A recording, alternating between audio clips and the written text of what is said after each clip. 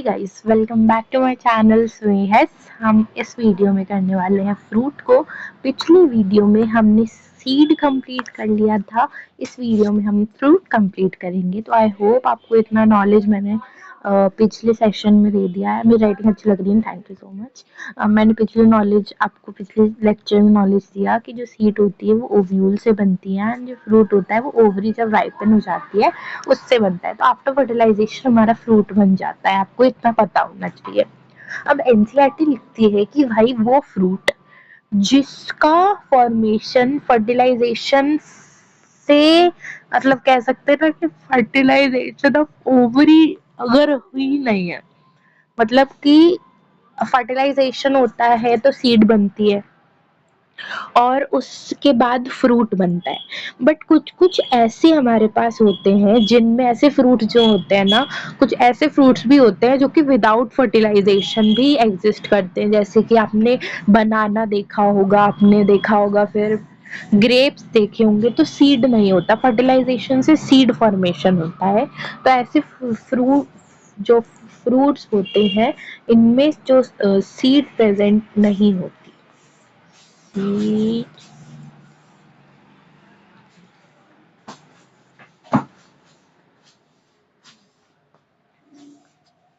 मत कर तकलीफ।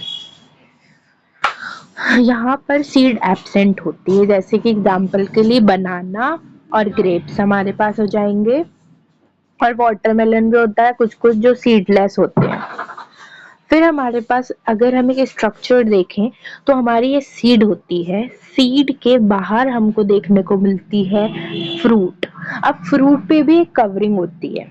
आप छील के तो खाते हो किसी भी चीज को, कोई फ्रूट को आप जब खाते हो, आप मैंगो को खाते हो तो मैंगो की भी एक आउटर कवरिंग होती है जिसको हम पेरिकार्प कहते हैं।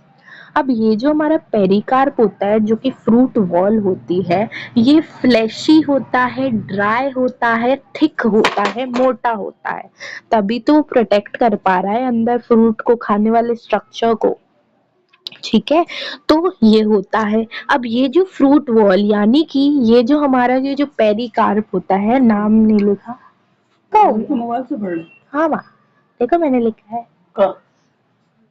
वो फोन से ये तो 2 मिनट स्वदेश दे दूंगी, स्वदेश दे दूंगी। ये हमारे पास होता है, इसको हम कहते हैं पेरिक आ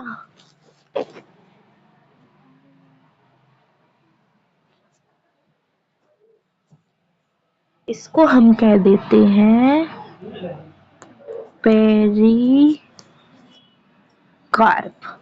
ठीक है, पेरिकार्प जो होता है वो डिफरेंशिएट हो जाता है 3 लेयर्स में।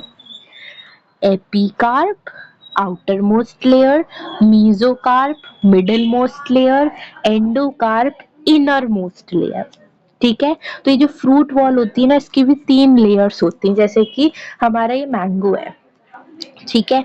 ट्रू फ्रूट हम उसको कहते हैं भाई जो फर्टिलाइजेशन से बना हो, जिसके पास सीड हो, प्रॉपर प्रॉपर उसके पास कवरिंग हो फ्रूट की, सब कुछ हो, वो ट्रू फ्रूट्स होते हैं। एग्जाम्पल के लिए mango and coconuts are true fruit. इनको हम दोनों को साथ में ड्रूप फ्रूट के भी नाम से जानते हैं। वन सीडेड होते हैं, मतलब इन दोनों के पास ही एक सीड प्रेजेंट होता है।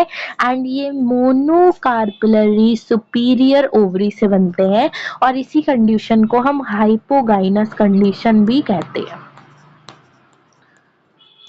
ठीक है, ओके। अब ये हमारे पास एक मैंगो है, ठीक है ना। अब इस मैंगो में आप ध्यान से देखें तो ये जो हमारा मैंगो है, इसमें बीच में तो व्हाइट वाला जो स्ट्रक्चर आपको दिख रहा है, एक तो हमारी सीड प्रेजेंट होती है। सीड के बाहर या तो मैं एक काम करती हूँ, मिटा देती हूँ। पूरा मिट गया तो बहुत बड़ी गलती हो जाएगी, फिर पूरा मुझे मिटाना नहीं है।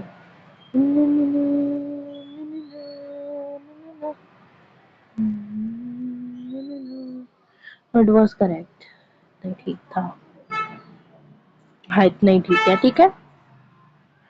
तो ये वाली जो लेयर होती है, शिट यार, हाँ, ये बीच में क्या है, सीड है। सीड के बाहर जो खाने वाला पार्ट होता है उसको आप कहते हो मीजोकार्प, उसके बाहर वाले जो कवरिंग होती है फ्रूट की, उसको आप कहते हो एपिकार्प, और यही मिला के पेरिकार्प बनाती है। ठीक है, आम राजा हमारे हैं ये हमारा है कोकोनट भैया। कोकोनट भैया के पास भी एक सीड प्रेजेंट होती है, अगर आपने कभी नोटिस किया हो तो सीड प्रेजेंट होती है। इनके पास एपिकार्प जो होता है वो इनके पास एब्सेंट होता है। ठीक है, मीजोकार्प बाहर वाला जो स्ट्रक्चर आपको देखने को मिलता है, ये इनका fibrous structure that is mesocarp होता है। ये वाले स्ट्रक्चर को हम एंडोकार्प कहते हैं। This is our seed. ठीक है, नारियल राजा लिख देते हैं इस पे लिख देते हैं नारियल राजा।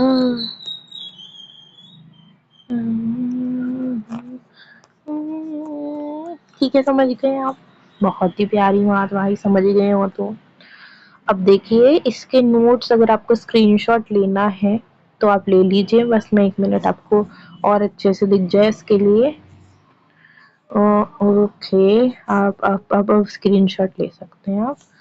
ठीक है, अब you can take the screenshot of this page, अगर आपको लेना है तो आप ले सकते हैं। आई होप आपने ले लिया होगा। अब हम नेक्स्ट, देखो इतना ही था, एनसीईआरटी में इससे ज़्यादा डिटेल दिया नहीं है, तो I am not getting into the detail. मैंने सीड खत्म कर दिया है, मैंने structure of monocotyledon seed complete कर दिया है। और भी वीडियोस डले हैं जिसमें मैंने लीफ कंप्लीट कर लीफ नहीं कंप्लीट किया, सॉरी, स्टेम के मॉडिफिकेशन सब कंप्लीट कर दिया है। जो नेक्स्ट चीज़ पढ़नी है वो हमको लीफ पढ़नी है, तो लीफ को हम डिस्कस करेंगे the next video. I hope आपको ये सब समझ में आ गया होगा। मैंने 7 मिनट्स में ट्राई किया है फ्रूट को कंप्लीट करने का। एक बार नोट्स को अच्छे से पढ़ लेना, इजीली समझ में आएगा, बहुत इजी टॉपिक है। लीफ में देखो एग्जांपल्स याद करना है, full of the chapter is just of examples. ठीक है, तो मिलते हैं नेक्स्ट वीडियो में। Bye bye and thank you so much.